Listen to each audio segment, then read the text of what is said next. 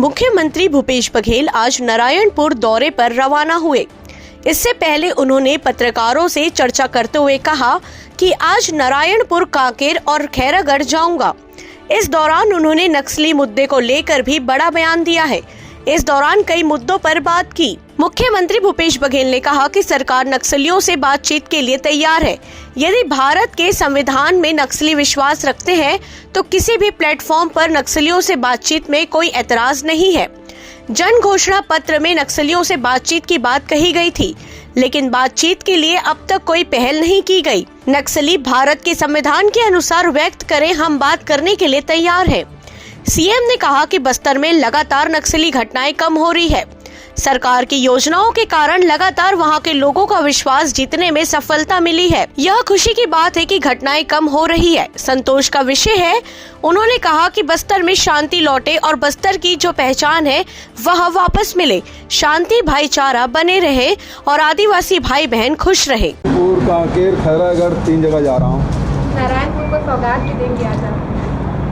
जा रहा हूँ मैं। ये लगातार घटनाएं कम हो रही है, इसको हम सब जानते हैं। नहीं तो मीडिया में तो पूरा वही रंगा पड़ा रहता था, चाहे इलेक्ट्रॉनिक मीडिया हो, चाहे प्रिंट मीडिया हो। लेकिन हमारी जो योजनाओं के कारण से लगातार वहाँ के लोगों का विश्वास हम जीतने में हमको सफलता मिली और इस कारण से वो लगातार पीछे हट रहे हैं। तो ये खुशी की बात है कि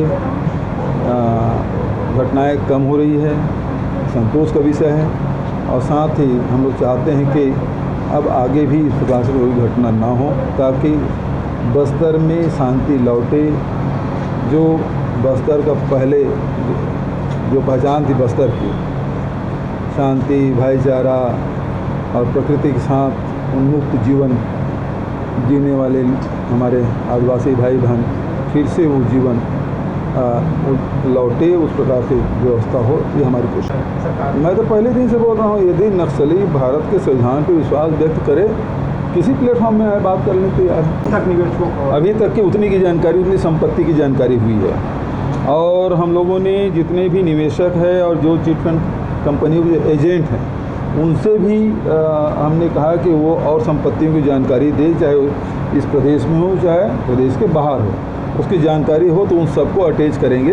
दूसरा, उनके डायरेक्टर को भी, डायरेक्टर से भी हम कहते हैं कि हम केवल जेल भेजना हमारा उद्देश्य नहीं है। हमारा उद्देश्य तो ये है निवेशक के पास पैसा वापस आए। तो इसलिए उनसे भी मैं सहयोग की अपेक्षा करता हूँ, वो भी सहयोग करे ताकि प्रकरण में तेज़ी आए। दूसरी बात ये है कि देश में पहला है, और चूँकि ये प्रक्रिया न्यायालयीन प्रक्रिया है, पहले एसपी, कलेक्टर इसको सब पूरे प्रकरण की जांच करते हैं, उसके बाद कोर्ट से फिर आदेश लेते हैं, उसके बाद फिर कुर्की की कार्रवाई होती है। ये प्रक्रिया है, और लेकिन उस प्रक्रिया का पालन करते हुए हम लोग तेज़ी से बढ़ रहे हैं। और मैं समझता हूँ कि हमारे जो पुलिस के जो अधिकारी हैं, हमारे कलेक्टर हैं, वो बहुत अच्छा काम कर रहे हैं और इसमें देश में पहला उदाहरण बन रहा है।